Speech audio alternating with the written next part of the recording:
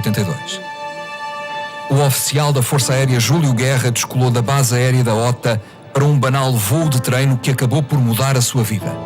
Vinha para aqui a pensar que parece que ainda estou nesse dia. Não me esqueci de pormenor nenhum e não passava de um voo de treino que eu ia fazer a partir da base aérea da OTA para me deslocar para a zona ECO, que era uma zona determinada pelo espaço aéreo para estar a trabalhar sem ter o envolvimento de outras aeronaves. E quando estou a fazer a minha subida na zona ali do Monte Junto, a cerca dos 1500 metros de altitude, eu ia voar para norte e olhei para o chão, quando vejo num movimento de norte para sul como que fosse um avião. Para mim eu pensava que era um avião que fosse a sobrevoar a zona que me estava atribuída, aquilo que não estava correto, e ao mesmo tempo que vejo como que seja o cockpit de um avião de caça brilhante, uma bolha brilhante, só que de repente fico a pensar que não vi asas nem cauda, não vi fuselagem do resto do avião. E aí voltei com o meu avião para cima do dito outro avião, que não era, acabou por vir logo que não era, e quando eu faço uma volta de 180 graus para sul, o objeto ficou à minha altitude, em segundos. Quando eu estava a 1500 metros, mais ou menos, ele em poucos segundos ficou à minha altitude. Mais espantado ainda fiquei com a situação. Sim, mas o que é isto? O objeto voador em nada se assemelhava a qualquer aeronave conhecida. Então era uma bola, que eu posso dizer normalmente de cor de mercúrio cromo, ou então o aço polido, que se via era e brilhante. Além da forma e da cor, o objeto tinha também uma estranha forma de se deslocar no ar. Investigações feitas posteriormente estimaram que alcançasse os 2.500 km/h, uma velocidade impensável para um avião nos anos 80. Isto era uma manhã em novembro, soalheira, não tinha nenhuma nuvem no céu, e eu, quando vou voar para sul e o objeto me fica à frente, o objeto aparece-me à frente, por vezes um bocadinho desequilibrado, e de um momento para o outro estabiliza, e então começa a descrever umas elipses pela esquerda, de sul para norte, em que ele subia mais para norte e depois descia para sul, e eu fiquei a acompanhá-lo, e para acompanhar tinha que andar sempre com o meu queixo junto ao ombro para conseguir acompanhar o objeto. Tal era a velocidade do objeto. O piloto contactou imediatamente com a torre de controle para obter informações sobre o tráfego aéreo na zona. Informei a torre da OTA que eu na altura era o Mago Nuno, que era o nosso indicativo como instrutor, e eu tinha um objeto esquisito à minha vista. Não sabia o que era. Logicamente depois aparecem os gracejos dos meus colegas, que era um balão, que era uma bola de futebol e por aí fora, o que possam imaginar. E eu só lhes disse aos meus colegas, meus senhores, se vocês acham que é uma bola de futebol, que eu não estou bom da cabeça, façam o que quiserem, venham cá ver o que eu estou aqui a perseguir, o objeto que eu estou aqui a perseguir.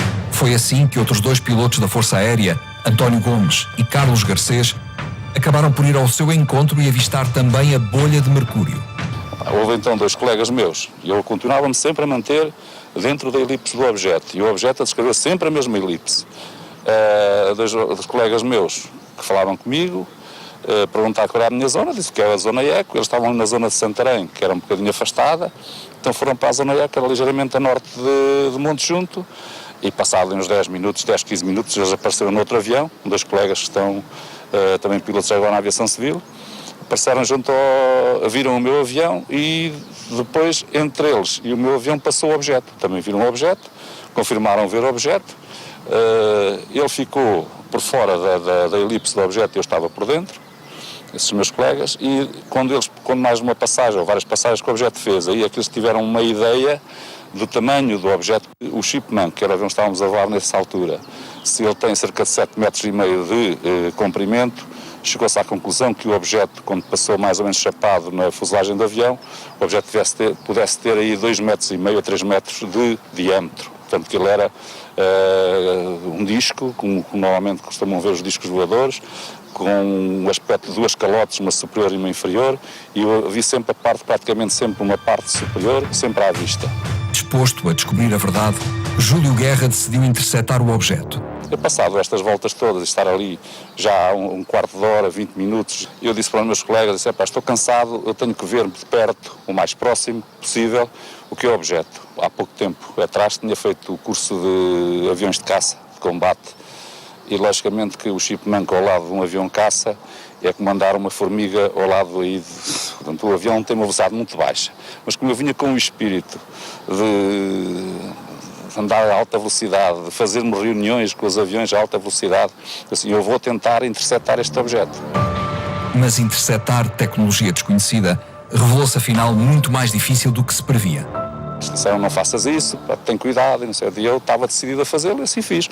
Fiz esses meus cálculos, então apresentei com o avião para a rota que que o objeto fazia. E qual é o meu espanto quando eu a pensar que conseguia desviar-me do objeto, o objeto é que fez uma travagem aerodinâmica em cima do meu avião e eu por simplesmente fiquei completamente imobilizado, mas sem qualquer fator exterior. Eu próprio fiquei imobilizado como um choque. Qualquer um nos apanha que vê agora, já não consigo fazer isto. E fica parado dentro do avião. O objeto ficou por cima de mim, eu pensei, pois, o que é que vai acontecer, não é?